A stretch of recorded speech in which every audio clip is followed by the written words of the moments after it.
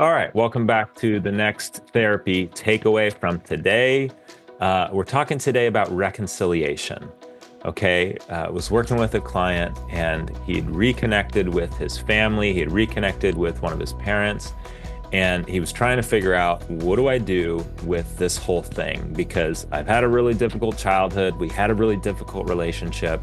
Now, what do I do with that? Because it's like, my parent is now reaching out and wanting to reconnect, but this was the parent that was like really tough for me and really, really critical of me.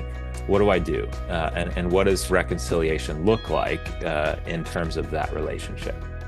Okay, so one of the key things that we talk about in terms of reconciliation or reconnection in relationships is just the ability to have whatever feelings you're having in that relationship, to be able to communicate whatever those feelings are, and to be heard and understood and kind of received by the other person.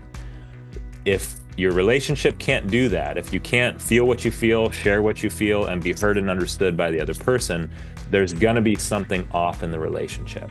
Okay, and it's not gonna feel safe for you to just bring your honest thoughts and opinions and feelings and reactions to the other person.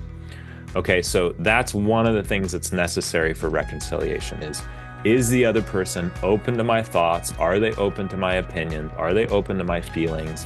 And are they willing to hear those and understand those, whether or not they agree with them, whether or not they see them the same way? That doesn't matter. It's just, can they make room for my experience?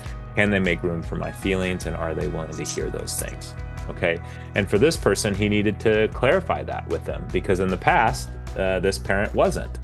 And then, so he needed to say, hey, are you willing to hear me without attacking me? Are you willing to hear me without criticizing me? Are you willing to hear me without telling me I shouldn't think or feel what I think or feel?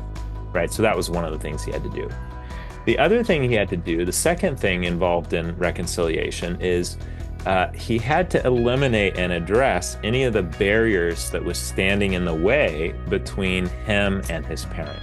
So one thing is, can I share my feelings? Can you hear me and understand me? That kind of thing. The other thing is as we're trying to move closer towards this process of reconciliation, what interferes? What gets in the way, right? And for him, there were very specific experiences, specific memories, specific disagreements that actually, as he tried to move closer, it was like, oh, wow, okay, that right there, we need to address that, because until we address that, we're not going to be able to get any closer together. So that's more of a process of identifying the barriers, the blocks, whatever's interfering with your ability to move closer to the other person. So sometimes you need to identify those, and sometimes you need to work through those in order to be able to move towards reconciliation. First step, know what you feel, share what you feel, invite the other person to know and share what you feel and to understand you, and vice versa, right? If you can do that, you can begin a process of moving closer towards greater understanding, greater acceptance. And then as you do that, see, okay, where are we getting stuck? Where is something in the way? Maybe it's something we've disagreed on in the past. Maybe it's something that's unresolved that we went through that we never really talked about. Try to see if you can identify those things. And if you can work on both of those things, you'll be continuing on the path of reconciliation. Okay, hope that helps you in your relationships. The EmotionFit program has a whole section on relationships. It's actually level 3. We start with the foundations program. That's what we give away for free.